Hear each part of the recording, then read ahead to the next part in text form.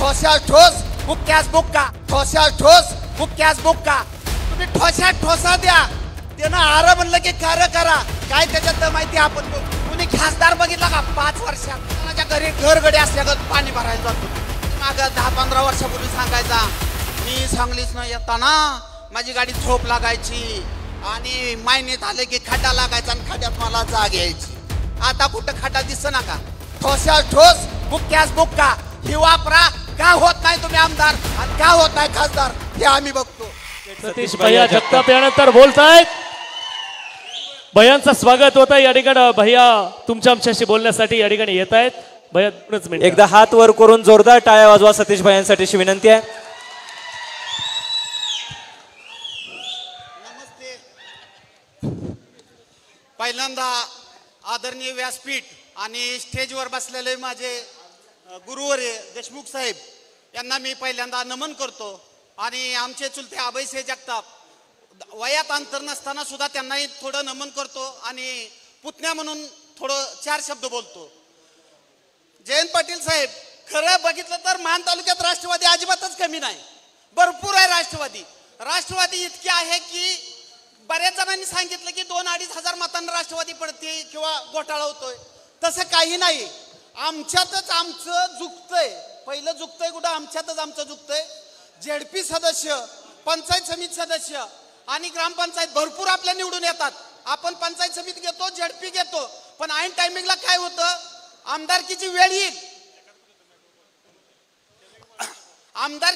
येईल त्यावेळेस काय होतंय की ज्याचा त्याचा युगो जागा होतोय समजा ज्या गटात जे ते असतील कुकुडवाड गटातले नेते असतील बारडी गटातले नेते असतील मसवड गटातले नेते असतील किंवा दैवडी गटातले आंधळी गटातले नेते असतील त्यांचं युगो जागा होतात युगो जागा झालं की ह्यानं माझं हे केलंय त्यानं माझं ते केलंय असे युगो जागे झाल्यानंतर ह्यात फूट पडते आणि फूट पडल्यानंतर आम्हाला तिथं एक फटका निर्माण होतोय तर मला एवढंच सांगायचं आहे आमची जर नाही फूट पडली तर आम्हाला कुणाची ना फलटणवाल्याची गरज आहे ना कोरेव गाववाल्याची गरज आहे ना सातारवाल्याची गरज आहे आणि पाटील साहेब पालकमंत्री साहेब तुमच्या देखत सांगतो आम्हाला कुणाचीच गरज नाही फक्त आमच्या नेत्याकडं एक धाडस पाहिजे कुठलं धाडस पाहिजे की साहेब परवा दिवशी तुम्ही पतसंस्थेच्या हिशोबाने आलता आमच्या गावात दोघे बे होते विरोधक बे होते आणि साहेब बे होते साहेब अतिशय सुसंस्कृतपणे बोलत होते आवाजावं बोलत होते पुढच्या व्यक्तीला मी त्या व्यक्तीचं नाव घेत नाही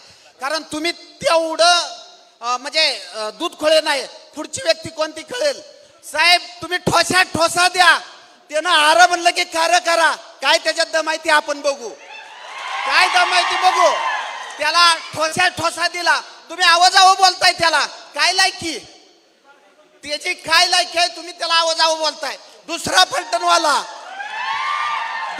फलटणवाल्याचे तर सगळे अंडी पिले आपल्याकडे येते त्या फलटणवाल्याला मी सांगितलं होतं ह्या सतीश जगतापनं सांगितलं होतं तू काँग्रेसचा राजीनामा दे आणि तू भाजपमधनं उभा राहा तुझी सीट बसेल म्हणून इतकं सांगून इतकं सगळं करून त्या फलटणवाल्यानं आम्हालाच गाडलं म्हणजे ज्यानं त्याला मदत केली त्यालाच गाडलं तर ही अशी व्यक्ती आहेत आणि ह्या एवढ्या सगळ्या माणसांनी सांगायचं कुणी खासदार बघितला का 5 वर्षात इथं बघितलं का आवाज आला पाहिजे मी एकटा बोलतोय तुम्ही सगळे ज्या वेळेस राष्ट्रवादीचे खासदार होते माननीय शरदचंद्रजी पवार त्यावेळेस ज्या त्या गावात पान लोटचं काम झालं तुम्हाला बंधारे आले 166 तालुक्यात बंधारे आले ते ह्यांनी सांगितलं बाबा काय नाही आम्ही ते पृथ्वी बंधारे म्हणून केले त्याच्यानंतर तुम्हाला सांगतो पाणलोटची कामं झाली सगळं झालं सगळं काय चांगलं असताना कुठनं आपल्यालाच म्हणजे त्यात मी बी आहे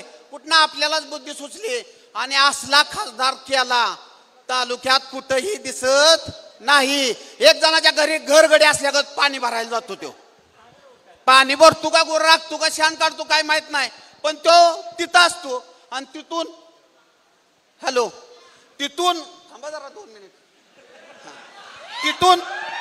तिथून काय सांगतो बघा त्याने त्या दिवशी मागच्या दिवशी एक क्लिप आलती मला तासाला 10 लाख मतदारसंघात येतात मग तासाला 10 लाख येतात तर मानमध्ये कुठलाच रोड सरळा नाही मानमध्ये कुठंच पाणी नाही शेजारी आमच्या पलीकडे 4 किलोमीटर गेलं की आटपाडीत पाणी खळखळ खळखळ वाहतंय 4 किलोमीटर पलीकडे गेलं पळसवड्यातनं गेलं पळसवडेकर असतील पळसवडेकर 4 किलोमीटर गेलं की रोड कसा आहे?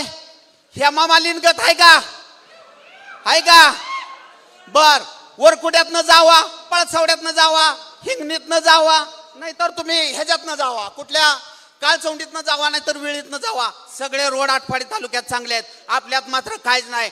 एक गडी माग 10-15 वर्षापूर्वी सांगायचा, मी सांगलीच न येताना माझी गाडी झोप लागायची आणि मायनीत आले की खड्डा लागायचा आणि खड्ड्यात मला जाग यायची. आता कुठं खड्डा दिसत ना का? दिसतोय नाही खड्डा? नाही दिसत त्यांना खड्डा. तर ध्यानात घ्या, 288 आमदार एका साईडला करायचं आणि एकटा प्रभाकर देशमुख साहेब एका साईडला करायचं. कोण टॅलेंट आहे एवढंच मला सांगायचं. कोण टॅलेंट आहे? त्या 288 आमदारांपेक्षा आपले प्रभाकर देशमुख, आपला मान्यशी रत्न, आपला माणूस, IAS दर्जाचा माणूस असताना किती कामं तालुक्यात आणल, किती तालुक्याचा महापूर घडवेल, ह्याला म्हणजे माप नाही राहणार. फक्त मित्रांनो, आपण चुकू नका. जाती जातीत भांडणं लावून देऊ नका. एकच टार्गेट ध्यानात ठेवूया, 2024 ला प्रभाकर देशमुख साहेब. आणि त्याच्या आधी मान खटावसाठी अभयसिंह जगताप यांचा माडा खासदारसाठी आमचा विचार केला पाहिजे. कारण का तर आणखीन एक आमच्या घरातलं एक उदाहरण देतो. अभय जगतापांना का माड्याचा खासदार करा? तर आमची जरा घराने थोडी ईडी आहे. ती ईडी म्हणजे इतकी ईडी आहे, ती ठोसा देणार आहे, ती लाथस लाथ देणार आहे, ती आरला कार करणार आहे. ती तर एक अभय जगताप जर खासदार झाला तर आपसुकच देशमुख साहेब आमदार होते. तर अभय जगतापसाठी तुम्ही साहेब थोडं पवार साहेबांपाशी हे करा, तुमचं वजन वापरा.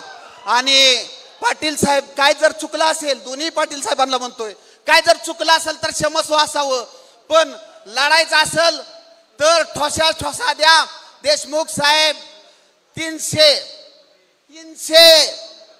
400 सैनिक पावनखिंड रातभर लढवून छत्रपती शिवाजी महाराजांना विशालगडावर पाठवतात. गेली माणसं तर गेली, स्टेजवरची किती जाऊ द्या. आम्ही तुमच्यासारखं निष्ठावंत जर 300 सैनिक असलं तर राहतात तुम्हाला आम्ही पोचू, आराममध्ये विधान भवनात पोचू. तुम्ही फक्त कमी पडू नका. आणि हेतनं पुढं आरला आर करा आणि कारला कार करा. ठोस्यास ठोस, बुक्क्यास बुक्का ही वापरा.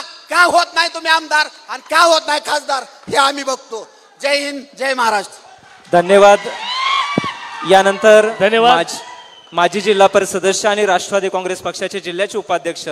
आवाज माणदेशाचा, माणदेशातील प्रत्येकाचा. माणदेश प्राईम सबस्क्राईब करा आणि अपडेट रहा. नवीन व्हिडिओच्या नोटिफिकेशनसाठी बेल आयकॉनचं बटन दाबा. धन्यवाद.